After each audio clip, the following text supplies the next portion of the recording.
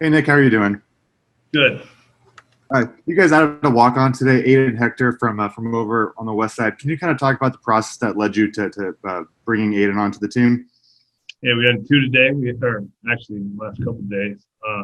Aiden Hector and Nick Ayers, uh, guys that are in school looking for a shot to play, and we'll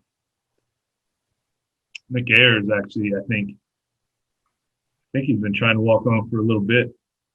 Talked to Brett Carolyn, tried in Novato, California, uh, and we have some mutual friends, and you know he we'll see what he can do.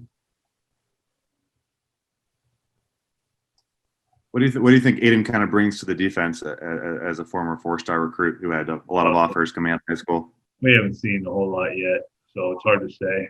But uh,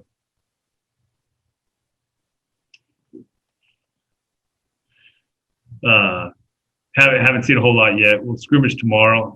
I don't even know if he can do anything. So because of the acclimatization. So excited about the scrimmage tomorrow. Though. This thing's gonna be good. We got a lot of questions we need to answer. He was obviously involved in some things off the field for better or for worse. But did you guys have to take any extra steps to get him on the football team, or have any additional conversations to make sure he was kind of a good fit for you guys? Well, we've had both their backgrounds, and you know, felt like we can move forward with them joining the team.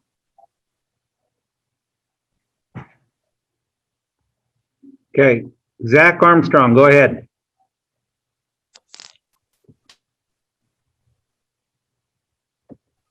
Can you hear me? Yep, go ahead, Zach.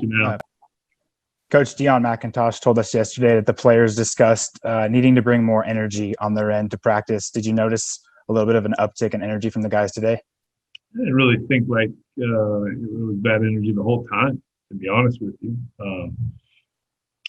I think Dion has made a lot of plays in training camp so far. So I think he's brought in uh, enough energy that way. I don't want any fake energy. I think they're excited to be out there with each other. To be honest with you, I mean, we're getting, I don't know, what are we in days 7, 6, 7, 8, somewhere around there. So they're probably getting a little bit beat up, no sore. So that may be what he was talking about, where they got to keep that energy sustained. But no, it's a fun group to be around, and I think they like football. I think they like, um, what they're, what's in front of them, the opportunity in front of them. Offensively, did anybody stick out to you in particular? Let me think. The offensive line's been pretty solid. Getting a lot of guys, a lot of reps in different spots. So, and to tell you what, the defense is doing a lot of tough things that giving them challenges and making the communication. We got to accelerate it anyway. We got game day coming pretty soon. So, I think the offensive line's been real steady throughout the whole thing. But and guys who have been around, played, and have, I don't want to say surrender to the offense, but they've enjoyed, I think, doing something different. And have any scholarships been awarded to walk-ons on the roster, or any sort of in the process?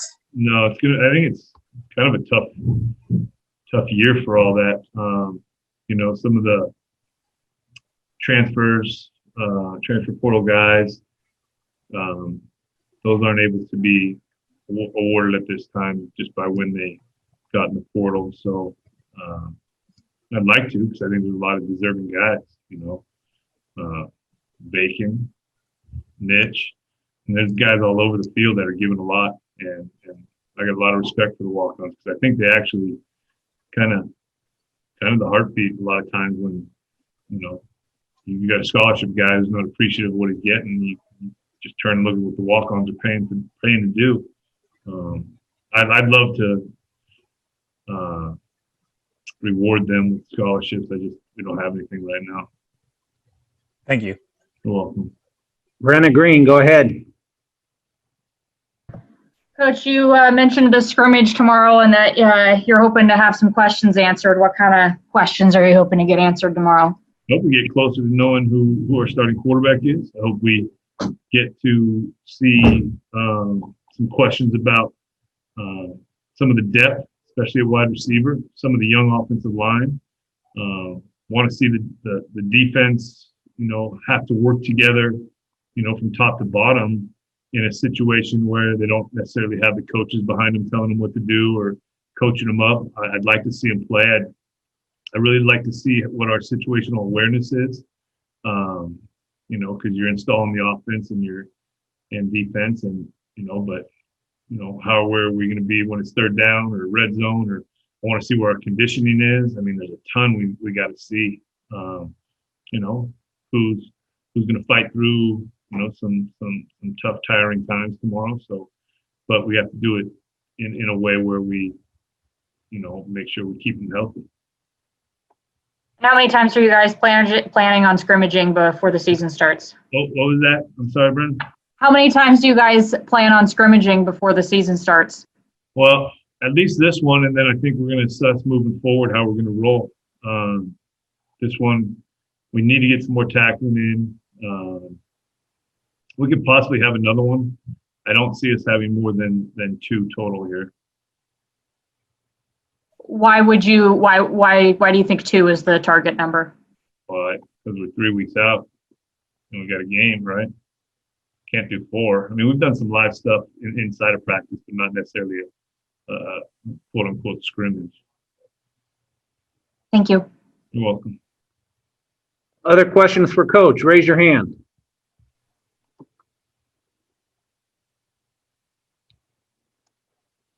Theo, go ahead. Do you have a certain amount of reps you want to get through, or snaps you want to get through the scrimmage? What's that? I don't. I want it to be a healthy scrimmage, and by that is, I don't have a number, I guess, to answer your question. It's more of, I kind of do it by feel a little bit. I think it's going to be more than a 25-play scrimmage for sure. I don't know that it's going to be a 140-play scrimmage. We're going to inject a lot of the special team situations. We'll have refs, I think, which will be good for these guys to be around and see. Some of the positions aren't as deep as the other as far as working them that hard. So just kind of, I would say we'd get at least 60 or 70 in, I would hope. Do you like to go 1s versus 2s, 2s versus 1s, or mix it up a little bit, or mostly 1s on 1s? I think there's time, especially in the spring. I think there's opportunities to do that. I think we'll be more good on good at this point. Cody Schuler, go ahead. Hey, Coach. I'm just wondering, kind of going into this scrimmage, I know it's a weird off season. How are you balancing the idea of like getting your starters some, game simulation and also getting a look at the depth you have? So do you have a plan on how you're kind of going to distribute those reps across those guys? I think it's really positionally. The quarterbacks need reps. The quarterback, it's more than throwing and more than handing the ball off. How can they lead a group? Even the guys that we know have played a lot here and are ready to play more here. It is definitely a balance to do that, but it's more if I would say in the position groups. Guys have proven they can play. Got to keep them healthy for opening day, and then. But we also got to see what a lot of our young guys can do. We haven't seen a whole lot. In the freshmen, they put in some good effort, but we want to see how they react in their first college scrimmage. Hopefully we get enough and not too much where we get people banged up too much where they can't continue to prepare for Oregon State. And have you given any thought yet to the quarterback reps that you can disclose to us, or are you going to keep that under wraps? As far as who's going to get how many? Yeah, or who maybe is going to get the first reps and go from there. We've kind of been on a rotation, so I don't know where the rotation is as far as who's taking the first rep. Kind of been on a 3-man rotation all through camp so far. I really don't. Want to go ask Stutz who's going to be next tomorrow? No, you're all right. I don't know who it's going to be, honestly, but I'd like to get them all reps with the one offense. I just don't know who's going to take the first one right now. Thank you. You're welcome. Other questions for Coach? Raise your hand.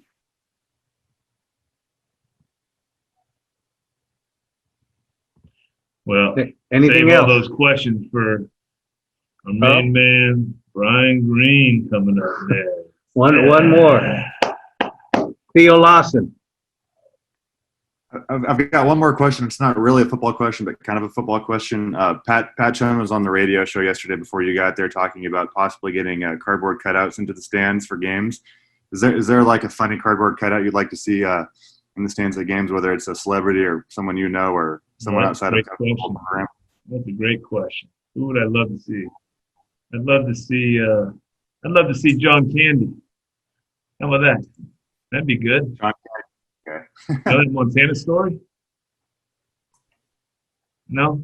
Nobody knows the No, Montana I'm not familiar with it. John Candy, Bill Stevens, and Rodney Dangerfield socially distanced in the first row. That's what I'd love to see.